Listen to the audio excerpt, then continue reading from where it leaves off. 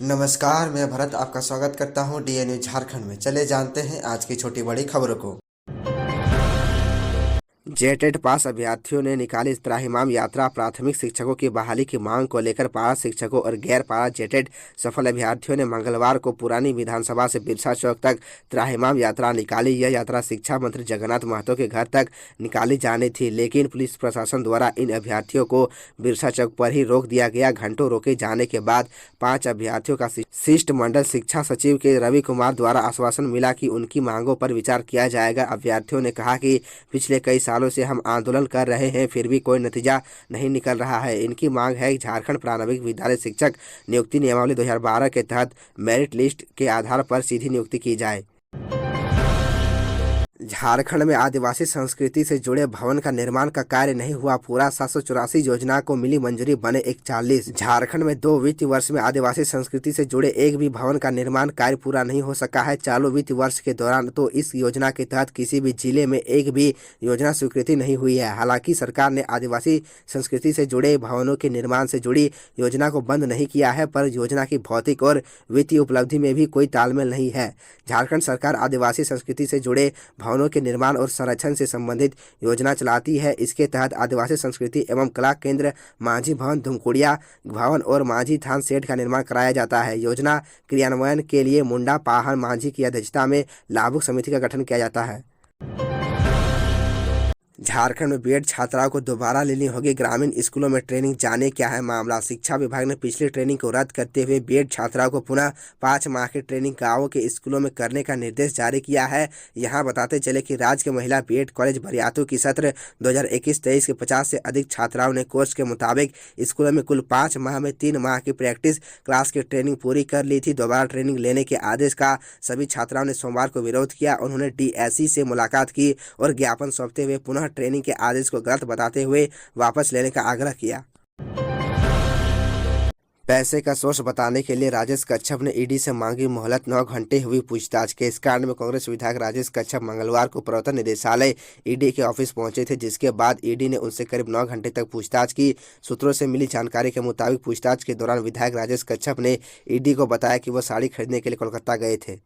बरामद किए गए रुपयों में उनका भी रुपया था और वह रुपये माइनिंग से मिले थे। राजेश कच्छप से जब ईडी ने रुपये के स्रोत के बारे में जानकारी मांगी तो उन्होंने ईडी से संबंधित कागजात उपलब्ध कराने के लिए समय की मांग की। राजेश रांची के खिजरी विधानसभा से विधायक है। उन पर आरोप है कि वे हेमंत सोरेन की सरकार को गिराने की साजिश में शामिल थे।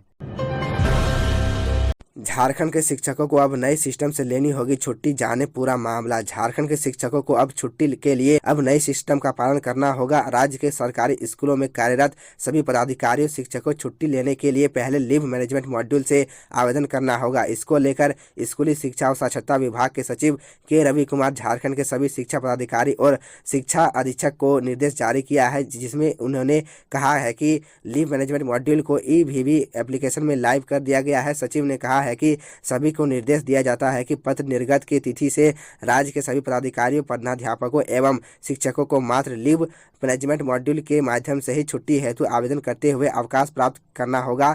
किसी भी परिस्थिति मंग अन्य माध्यम से आवेदित छुट्टी आवेदनों पर विचार नहीं किया जाएगा तथा अस्वीकृति कर दिया जाएगा।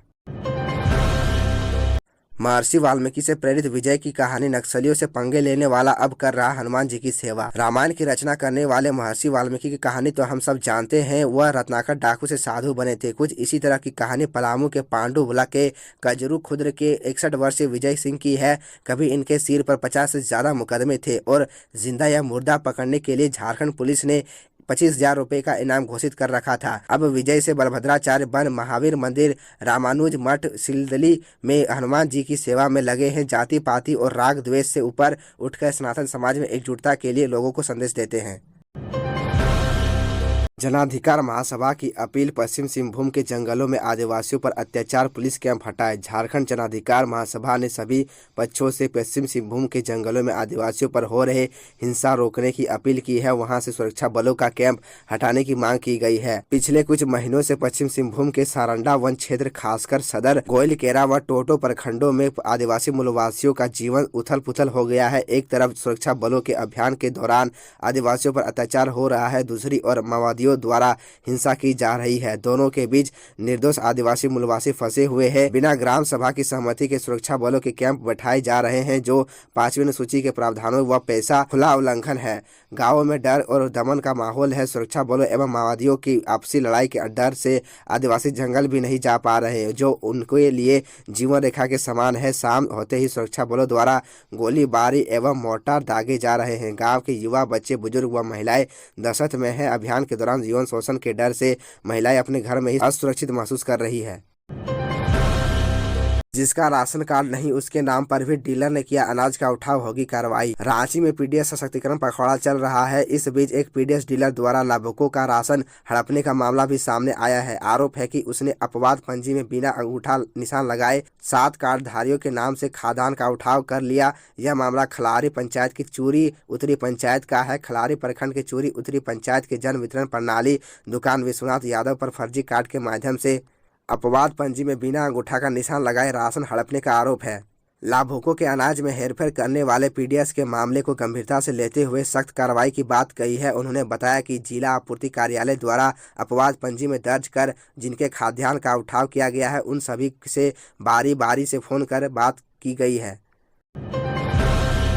राज्य सरकार की उदासीनता से फिजी में आयोजित हिंदी सम्मेलन में भाग लेने से वंचित रह जाएंगे गिरिडीह और जामताड़ा के युवा शिक्षक। जामताड़ा में पद स्थापित +2 हाई स्कूल के हिंदी के शिक्षक और गिरिडीह के अरुण वर्मा का चयन फिजी में होने वाले 12वें विश्व हिंदी सम्मेलन में हिस्सा लेने के लिए हुआ, लेकिन मुफलिसी ऐसा कि गिरिडीह के यह युवा कवि अरुण वर्मा फिजी नहीं जा पा रहे। फिजी जाने में उनका सबसे बड़ी बाधा आर्थिक तंगी का होना है, जबकि इस युवा शिक्षक और कवि को फिजी में होने वाले विश्व हिंदी सम्मेलन में बेहद ख्वाहिश है।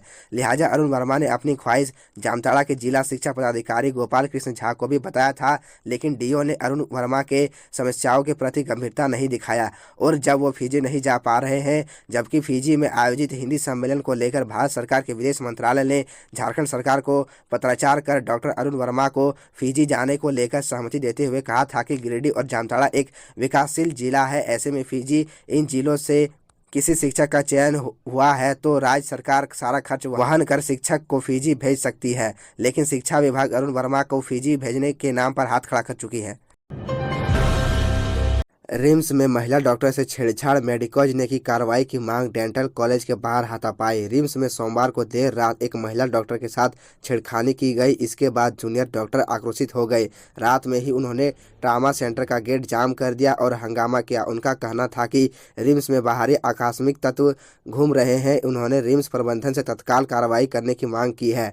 हालांकि इस मामले में अब तक कोई लिखित कंप्लेन नहीं की गई है। वहीं मंगलवार को डेंटल कॉलेज में भी बाहरी युवकों द्वारा छेड़छाड़ की गई। इसके बाद डेंटल कॉलेज के स्टूडेंट और युवक भिड़ गए। दोनों ओर से हाथापाई के बाद जब युवक कमजोर पड़े तो वहां से भाग निकले।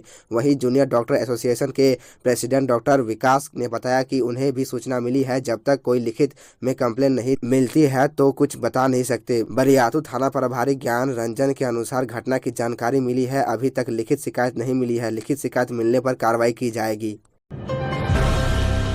कृषि विपणन शुल्क विधेयक कल तय करेंगे व्यापारी। आंदोलन की रणनीति पिछले साल कर चुके हैं आयात बंद। राज्य में कृषि उपज और विपणन विधेयक का व्यापारी और थोक विक्रेता विरोध कर रहे हैं। राज्य भर के व्यापारी विधेयक के विरोध में एकजुट हैं। वहीं अब राज्य स्तरीय बैठक कर व्यापारी आगे की रणनीति तय करने वाले हैं। यहाँ व्यापारी 8 फरवरी को विधेयक के विरोध में बैठक करने वाले हैं। आगे की रणनीति के बारे में बताते हुए कुछ व्यापारियों ने कहा कि विरोध तो है, लेकिन विरोध किस तरह से प्रकट किया जाएगा, इसके लिए रणनीति क्या है, ये बैठक में तय की जाएगी। व्यापारी काला बिल्ला लगाएंगे, हड़ताल कर सकते हैं। खाद्यान्न व्यापारी बंदी पर जा सकते हैं। खाद्यान्न आयात बंद भी किया जा सकता है। वहीं चैम्बर ऑफ कॉमर्स अध्यक्ष किशोर मंत्री ने कहा कि बैठक करके ही आगे की रणनीति तय की जाएगी। बैठक का निष्कर्ष क्या होगा अभी ही कहना मुश्किल है। बुधवार यानी 8 फरवरी को होने वाली बैठक में राज्य भर के व्यापारी आएंगे। व्यापारियों में आक्रोश है। तय है कि विरोध की रूपरेखा भी उग्र तय की जाएगी, जिससे सरकार विधेयक वापस ले। तो यह थी झारखंड की टॉप बड़ी खबरें, और इसी तरह झारखंड की छोटी सी बड़ी खबरों को देखने के लिए आप हमारे चैनल DN न्यूज़ झारखंड को सब्सक्राइब कर ले और बेल आइकन को प्रेस कर ले, जिससे आपको झारखंड की हर छोटी बड़ी खबरों की अपडेट आप तक पहुंचता रहे। तो आज के लिए इतना ही, हमें दीजिए इजाज़त, फिर मिलते हैं आपसे अगले वीडियो में।